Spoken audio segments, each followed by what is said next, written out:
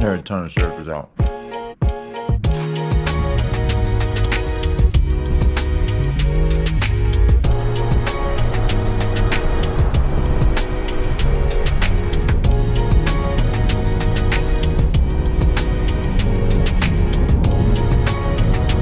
What's up, everybody? It's Jeremy here. I'm ocean bound and I'm heading to Nahant. It's like 13 miles an hour averaging right now offshore, which is just like, it's brutal.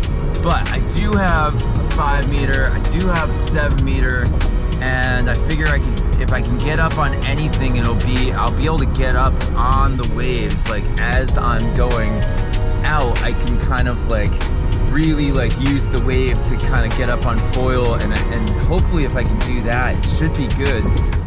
It's gonna get better later as far as wind goes, but by the time it gets better in the afternoon, the waves are gonna be about a foot smaller. So I wanna rip on some waves. Now, it's just totally worth mentioning or throwing out there that it's complete offshore. I may be able to find a pocket where it peels a little bit better down the beach, but like complete offshore is a pain. It's a total pain to be able to get on these waves and then surf these waves with a headwind. Another reason why, if it's only blowing 14, 15 or something this morning, that it's gonna be better for me to do that.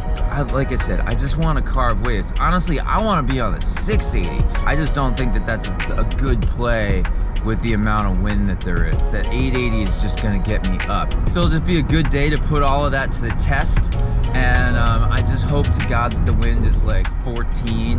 That would be amazing. I don't want to ride my 7 meter. I really want to ride my 5 meter, but we will see what happens. So that's about all I have to say. So let's flip this around and go hope for a magical morning at Nahant. Here we go.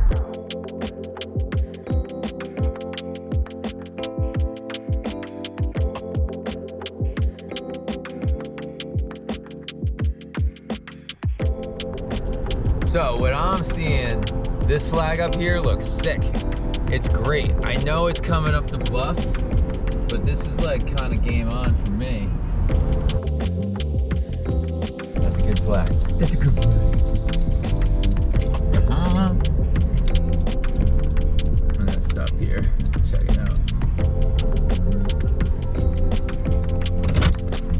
All right, very exciting.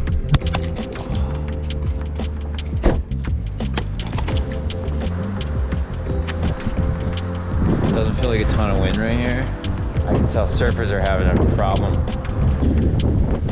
Farther down there, straight headwind.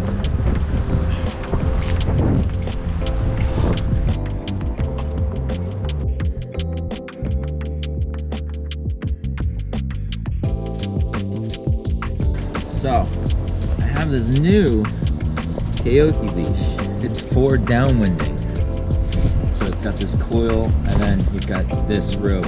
So it already came with this clip. I'm just gonna clip it onto the wing, boom, and this will just be really nice and light and loose. And then I can save this for my other pair of wings. Whew. That's pretty good. Yeah, so I have a 5 meter and a 4.5 meter. I forgot I sold my 5.5. I gotta get another one because I just destroyed another 5 meter. It always sounds like you're buying too much stuff and being silly about your purchases until stuff goes wrong pretty quick.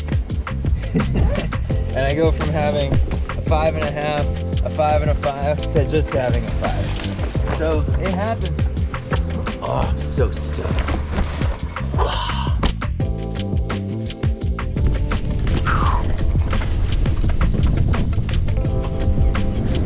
So stoked. I just talked to a surfer and talked to a couple surfers.